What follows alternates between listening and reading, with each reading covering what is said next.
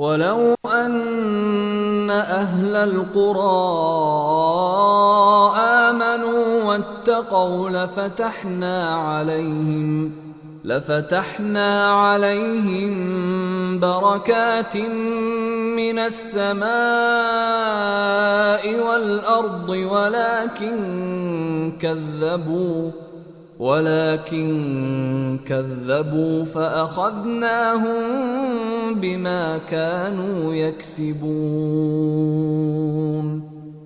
Had the people of those towns believed and been God-fearing, we would certainly have opened up to them blessings from the heavens and the earth. But they gave the lie to their prophets, and so we seized them for their deeds. أفأمن أهل القرى أن يأتيهم بأسنا بياتا وهم نائمون. Do the people of those towns feel secure that our punishment will not come to them at night while they are asleep? أوأمن أهل القرى أن يأتيهم بأسنا ضحى وهم يلعبون.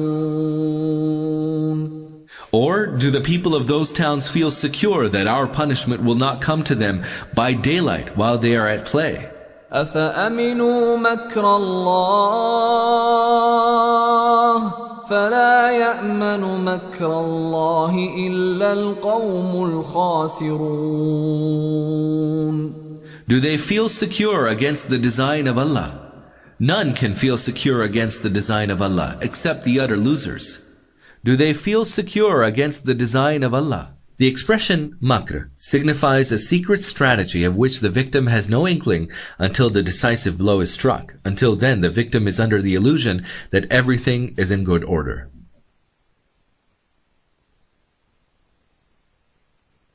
أولم يهد للذين يرثون الأرض من بعد أهلها أن لو نشاء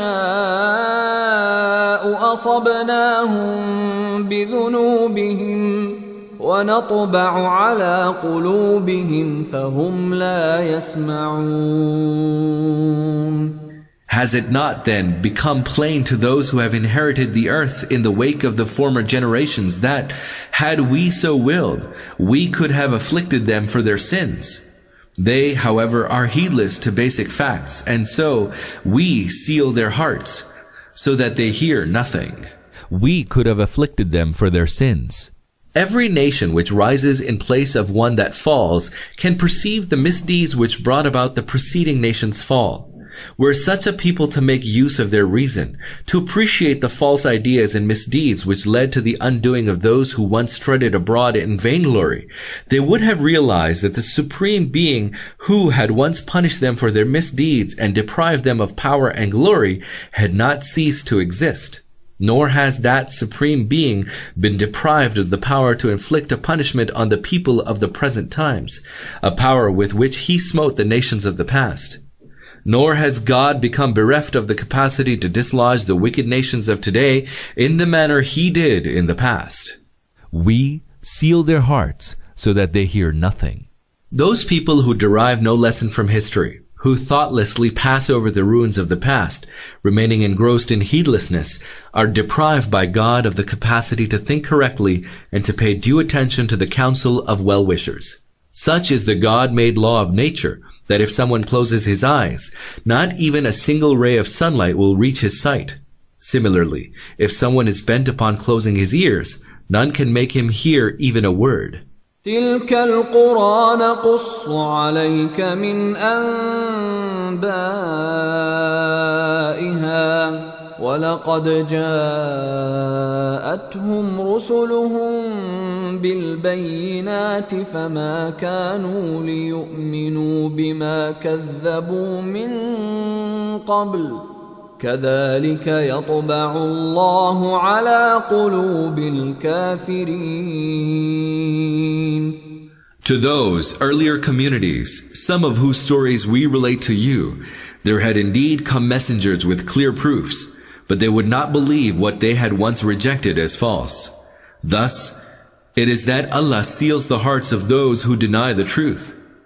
Thus, it is that Allah seals the hearts of those who deny the truth. The purpose behind the sealing of hearts mentioned in the preceding verse is also explained in the present verse. It is clear from the two verses that the sealing of hearts means that man's capacity to hear and understand the truth is seriously impaired because of the operation of natural, psychological laws. Because of these laws, once a person turns away from the truth because of his irrational prejudices and the dominance of lust, he becomes enmeshed in his own obstinacy and adamance. With the passage of time, this adamance is compounded to such an extent that despite all rational and empirical evidence in support of the truth, he continues to reject it. وَمَا وَجَدْنَا لِأَكْثَرِهِم مِّنْ عَهْدٍ وَإِن وَجَدْنَا أَكْثَرَهُمْ لَفَاسِقِينَ. We did not find most of them true to their covenants. Indeed, we found most of them to be transgressors. We found most of them to be transgressors. The statement that we did not find most of them true to their covenants signifies the general propensity of people not to honor their commitments. They are neither faithful to the primordial covenant which they made with God, see Al-Araf 7:172, which is binding on every mortal as God's servant and creature, nor faithful to the collective covenant which is binding on every human being as a member of the human fraternity. Nor are men generally faithful to the commitments which they make to God in hours of distress or in moments when their moral instincts are awake and astir. Violation of any of these covenants has been termed fisq, transgression. ثم بعثنا من بعدهم موسى بآياتنا إلى فرعون وملئه فظلموا بها فانظر كيف كان عاقبة المفسدين. After those, we sent forth Moses, peace be upon him, with our signs to Pharaoh and his nobles. But they dealt with our signs unjustly. Observe then what happened to the mischief makers. After those, we sent forth Moses, peace be upon him, with our signs to Pharaoh and his nobles. The stories narrated in the Quran bring home unmistakably the point that people who reject God's message are not spared. Rather, they are destroyed. In narrating at length the story of Moses, peace be upon him, Pharaoh, and the Israelites, the Quran provides some important lessons for the unbelieving Quraysh, the Jews, and also the believers. The Quraysh are advised that the apparently large differences in the numerical strength of the forces of truth and falsehood in the early phase of the Islamic movement should not lead them to entertain any kind of illusion. History provides ample testimony that the message of the truth has always had a very humble beginning. That its proponent initially is in the hopelessly small minority of one, in fact, one in the whole world. He then proceeds, despite his resourcelessness, to challenge the hegemony of falsehood, to declare war against it, despite the fact that falsehood is backed by powerful states and empires. And ultimately, the truth triumphs. The Quraysh are also reminded that all conspiracies hatched against the prophets and all the means employed to suppress the message of truth are ultimately foiled. They are further told that God grants long terms of respite to the evil-doing nations so that they might mend their ways and reform themselves. But when they persistently disregard all warnings and learn no lesson from instructive events, He smites them with an exemplary punishment. Some further lessons are meant to be conveyed to those who believed in the Prophet, peace be upon him. First, that they should not feel disheartened by the paucity of resources, nor be overawed by the impressive numerical strength, pomp, and grandeur of their enemies. Nor should they lose heart if they find that God's help does not come at the expected hour. Second, that those who follow in the footsteps of the Jews are bound ultimately to be seized by the same curse which afflicted the Jews. As for the Israelites, they are warned against the evil effects of clinging to falsehood. Illustrations of this were provided by important events in their own history. They are also asked to purge the message of the earlier prophets of all accretions and distortions and to restore it to its original purity. But they dealt with our signs unjustly. They dealt with our signs unjustly refers to their rejection of God's signs and to the fact that they dismissed them as sheer sorcery. If a person scoffs at a beautiful couplet and dubs it as an amateurish rhyming, this amounts to committing an offense against poetry itself. Likewise, to brand those extraordinary acts of God as sorcery and magic, even though magicians declared that those acts were beyond their ability, constitutes a serious offense, not only against God's signs, but also against common sense and truth. وقال موسى يا فرعون إني رسول من رب العالمين. And Moses, peace be upon him, said, O Pharaoh, I am a messenger from the Lord of the universe. And Moses, peace be upon him, said, O Pharaoh. Pharaoh literally means the offspring of the sun god. The ancient Egyptians called the sun Ra, worshipped it as their supreme deity, and Pharaoh, Ra's physical manifestation and representative, was named after it. It was for this reason that all Egyptian rulers claimed their authority on the basis of their association with Ra, and every ruler who mounted the Egyptian throne called himself Pharaoh, trying thereby to assure his people that he was their supreme deity. It may be noted that the Quranic narrative regarding Moses, peace be upon him, refers to two pharaohs. The first of those was one during whose reign Moses, peace be upon him, was born, and in whose palace he was brought up. The second pharaoh to whom reference is made is the one whom Moses invited to Islam, and who was asked to liberate the Israelites. It is this latter pharaoh who was finally drowned. Modern scholarship is inclined to view that the first pharaoh was Ramses II, who ruled over Egypt from 1292 BC to 1225 BC, while the second pharaoh was Minptah, his son, who had become a co-sharer in his father's authority during the latter's lifetime, and who, after his death, became the fully fledged ruler of Egypt.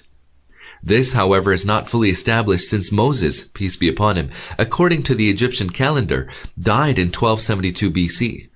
In any case, these are merely historical conjectures. It is quite difficult to establish a clear chronological framework owing to discrepancies in the Egyptian, Israeli, and Christian calendars. حقيق على ألا أقول على الله إلا الحق قد جئتكم ببينة من ربكم فأرسل معي بني إسرائيل. And it behoves me to say nothing about Allah except what is true. I have come to you with a clear sign of having been sent from your Lord. So let the children of Israel go with me. So let the children of Israel go with me. Moses, peace be upon him, was sent to Pharaoh to invite him to two things. First, to surrender himself to God, for instance, Islam, and second, to release the Israelites who were already Muslims from his oppressive bondage. The Quran refers occasionally to both these objectives and occasionally confines itself to mentioning either of the two. قال إن كنت جئت بآية فأت بها إن كنت من الصادقين. Pharaoh said, If you have brought a sign, then bring it forth if you are truthful. فألقى عصاه فإذا هي ثعبان مبين. Thereupon Moses, peace be upon him, threw his rod, and suddenly it was a veritable serpent. ونزع يده فإذا هي بيضاء للناظرين.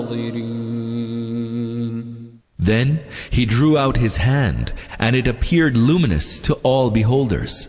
And it appeared luminous to all beholders.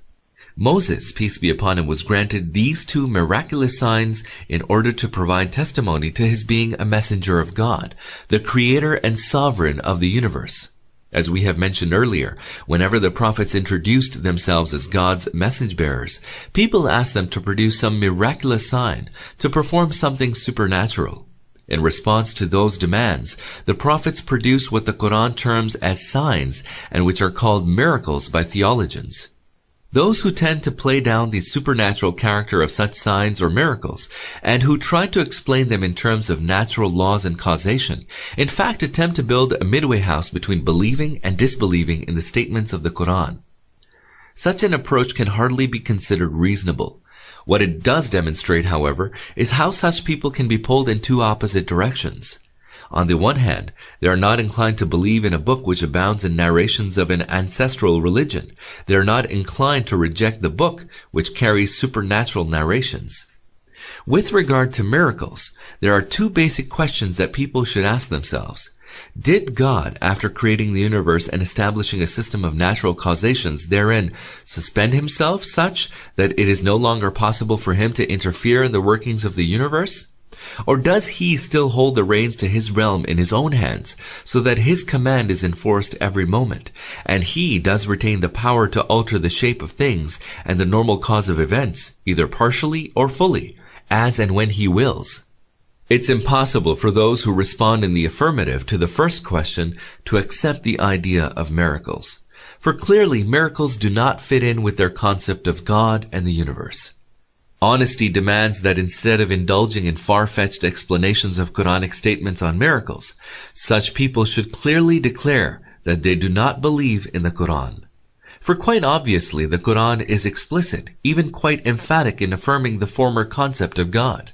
As for those who, being convinced by Quranic arguments, respond in the affirmative to the second question regarding God and the universe, for them there is no difficulty in accepting miracles. Let us take the instance mentioned in verse 107, namely that the rod of Moses turned into a serpent. Now there are those who believe that serpents can come into being only through one process, the known biological process. Such people are bound to reject the statement that Moses' rod, peace be upon him, changed into a serpent and later reverted to its original shape. On the contrary, if you are fully convinced that it is God's command alone which causes life to arise from lifeless matter, and that God has full power to confer whichever kind of life he wills, the transformation of the rod into a serpent and its subsequent reversion to its original state is no stranger than the transformation of any other lifeless matter into a living entity. The fact that the latter happens virtually every day, whereas the former took place only a few times in history, is not enough to declare the first as incredibly strange and the second as natural. قال الملأ من قوم فرعون إن هذا لساحر عليم. The elders of Pharaoh's people said, "Surely this man is a skillful magician. يريد أن يخرجكم من أرضكم فماذا تأمرون?" Who seeks to drive you out from your land. What would you have us do? Who seeks to drive you out from your land.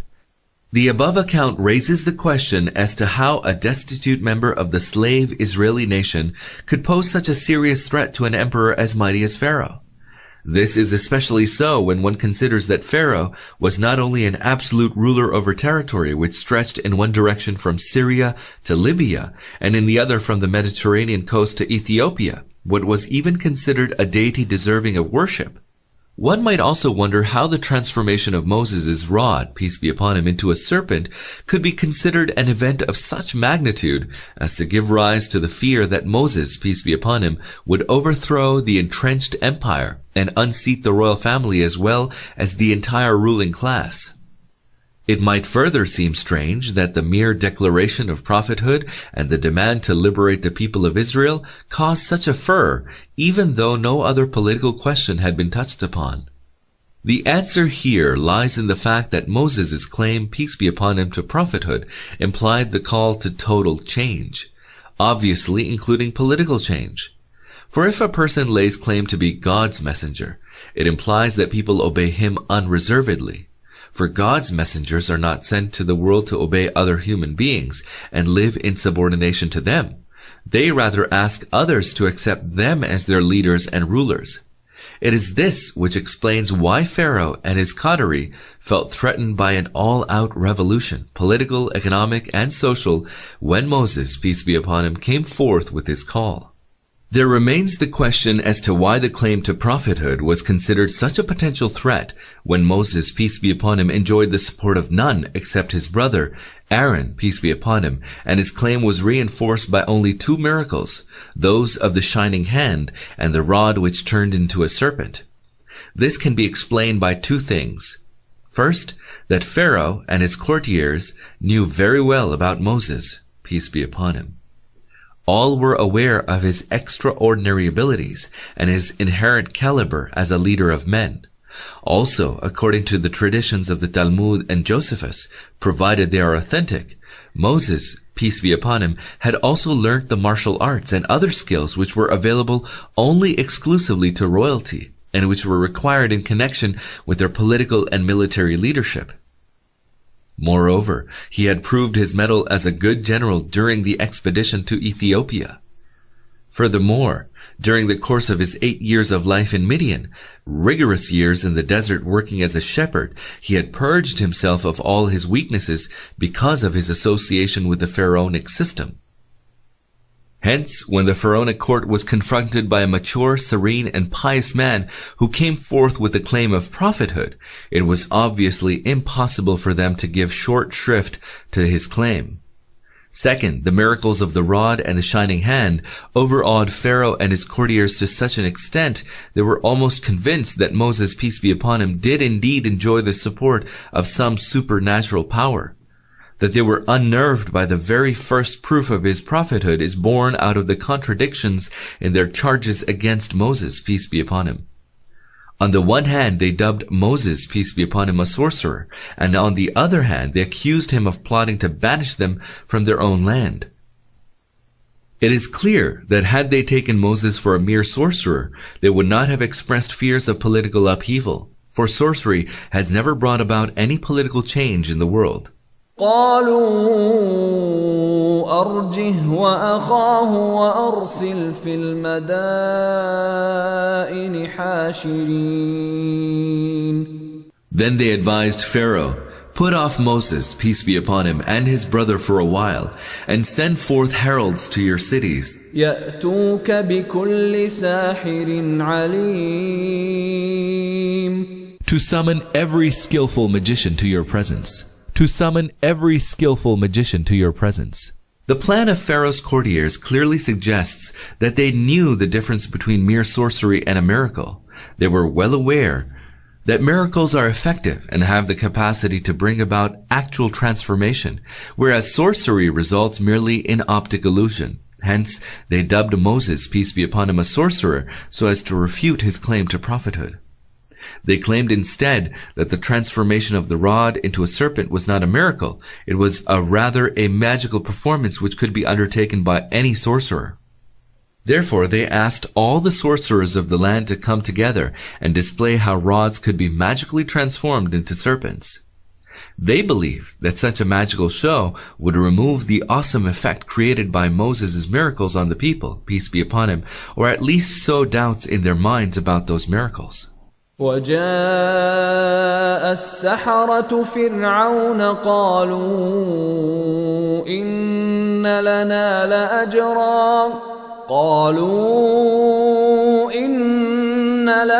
لأجرا إن كنا نحن الغالبين.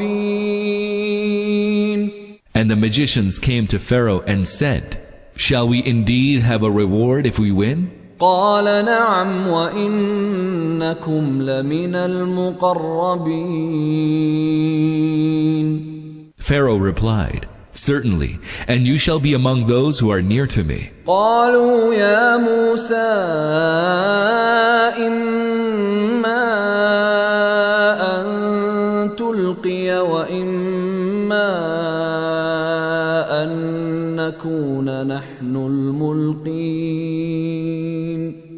Then they said, O Moses, peace be upon him, will you first throw your rod, or shall we throw?